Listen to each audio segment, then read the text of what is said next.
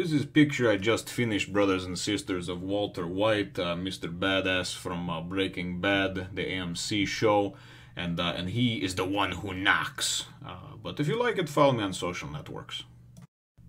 One Piece Chapter 133, Adventure in a Nameless Country. Well, hello, my brothers and sisters of the Nerd Nation. I, as always, am Jim, here to bring you another review on the awesome and intriguing tale of One Piece.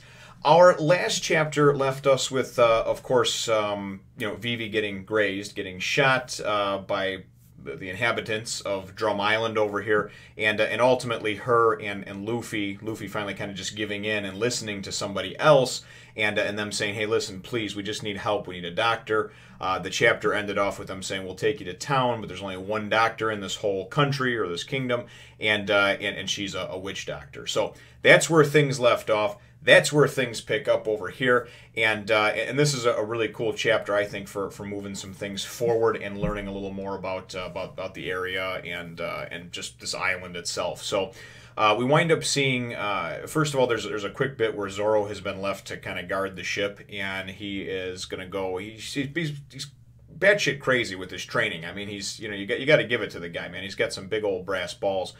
Because the guy's going to go and he's going to jump in the ice cold water on this snow island with his shirt off and his shoes off to take a dip, So he's just working really, really hard on training and trying to get that much stronger. So that is his focus whenever he's not in direct battle. It seems like direct conflict. So we do go and we see, though, it looks like Usopp, Sanji, and of course Nami, Vivi, and Luffy have all gone and followed this gentleman who we are introduced to as Captain Dalton. He's the head of the civilian guard, it says, and Luffy makes mention of, or maybe it's either Luffy or Usopp. Somebody makes mention of, hey, these aren't even soldiers. These are just civilians. They're just civilians, people. So we don't know exactly what's going on. But Dalton introduces himself, takes them into town, takes them to his house, starts the fire up, gets it nice and warm in there. They get Nami in the bed. They take her temperature, and she has like 107.6 or 107.8 degree temperature. And listen, I know 98.6 is supposed to be your basic, temperature. That's supposed to be, you can go a couple degrees either way before you start getting, of course, extremely sick. And as far as I've known from having kids, once you get up past 103, 104, I mean, that's like going to the emergency room time and figuring out what they can do to make that fever break and lower. So she is at the point and the brink of death. I mean, she's on the outer rim right now as far as I'm concerned, because I've never seen a temperature above like 106, and that was somebody who was in the hospital dying. So Nami is definitely not doing well.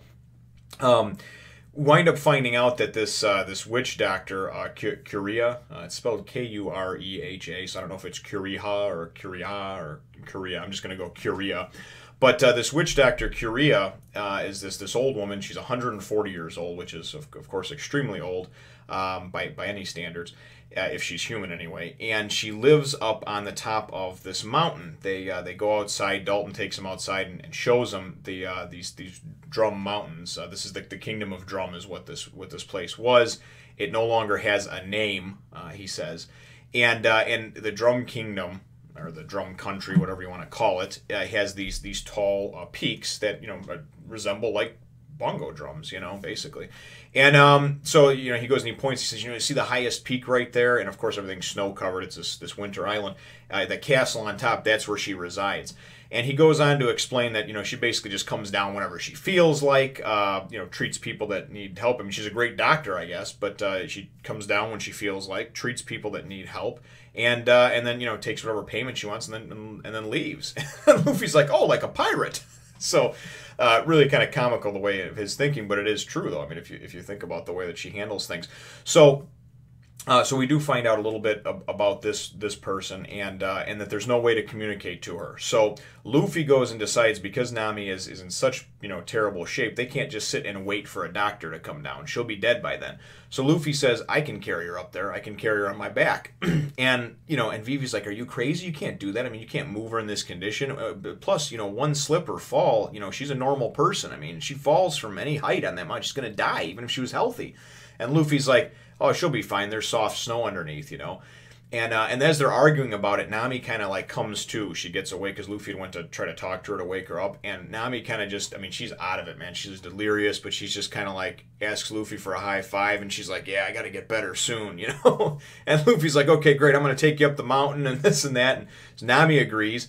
And it's funny because Usopp and Vivi are just like, God, you know, I am so tired of our captain and our navigator. So, you know, because basically they're just, you know, some of the decisions they make are not the socially, culturally acceptable decisions, but they're really comical nonetheless. So Sanji, we go and we see him go and say, all right, that's fine. I'm gonna come with too, right? So, you know, Dalton says, all right, and they get her all strapped up. They get Nami strapped up to Luffy's back, and we assume that Luffy's gonna be able to climb the mountain because of his stretching abilities, quicker than anybody else anyway, right?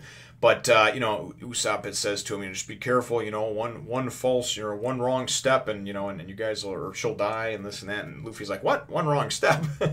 And then Dalton also tells him, he says, you might want to go up around the other side of the mountain because this side is inhabited by lapins. And he says that they're these flesh-eating rabbits. And Luffy's just like, don't worry about it, we can handle rabbits, right, Sanji? And Sanji's like, yeah, I'll kick them. So, you know, just the shit that they have seen, honestly, flesh-eating rabbits, whatever, you know. So that's what they're looking at it like. Usopp also goes on and on a little bit about how, you know, there's this witch and there must be an abominable snowman. He knew it, you know, so that's kind of comical too because we see Usopp who's just kind of scared of his own shadow most of the time, and he's always making things up in his head. You know, it's part of his storytelling nature, but he comes up with these just fantastical things that are just like, but there's no evidence of any snow monster. What are you talking about? So they go off and they're going to go on their journey to go find this doctor and hopefully get Nami cured. And they leave off on that. And Vivi and Usopp, you know, are winding. They're standing outside and just kind of looking at the mountain. And Dalton says, "Oh, you should come inside. It's cold." You know, and they're like, "No, we're going to stay out here for a while." So he sits down with them and he says, "You know, that's fine. I'll stay out here with you." So he goes, and this is kind of cool because this is why I understand a lot of people couldn't answer my question from a couple chapters ago about Wapol of Tin, you know.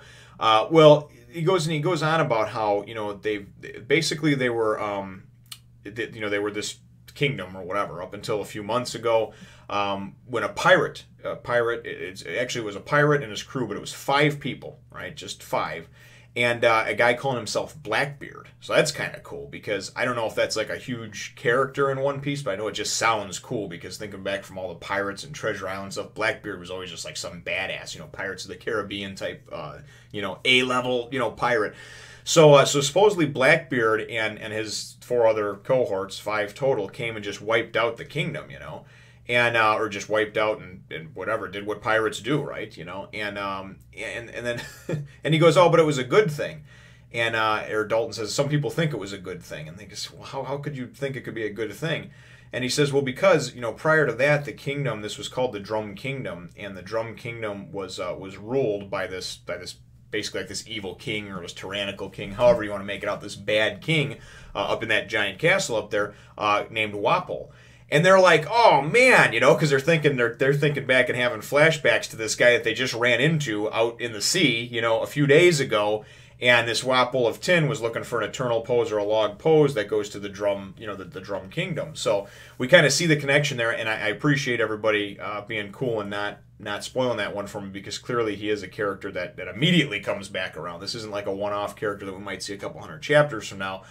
It seems like this is someone that we're going to encounter again probably soon, you know, if my guess is correct. So that's how the chapter ends off, and certainly, like I said, things are getting moving over here. My chapter question is, and this is kind of kind of one that goes around to I guess the saga that we're in right now. You know, I know it's the Alabasta saga or what have you. We haven't gotten to Alabasta yet, but what is your favorite island that you see so far anyway in this saga? And it's fine. I know that we're going to Alabasta eventually, so if Alabasta is your favorite, then so be it. That's fine. You're not spoiling anything for me. But Little Garden, Drum Island, Whiskey Peak, you know, the Reverse Mountain arc, I mean, the initial part of coming into the Grand Line, that wasn't technically an island, you know, but it was still a cool little mini thing nonetheless. But what has been your favorite area of this part of this saga so far, your favorite island?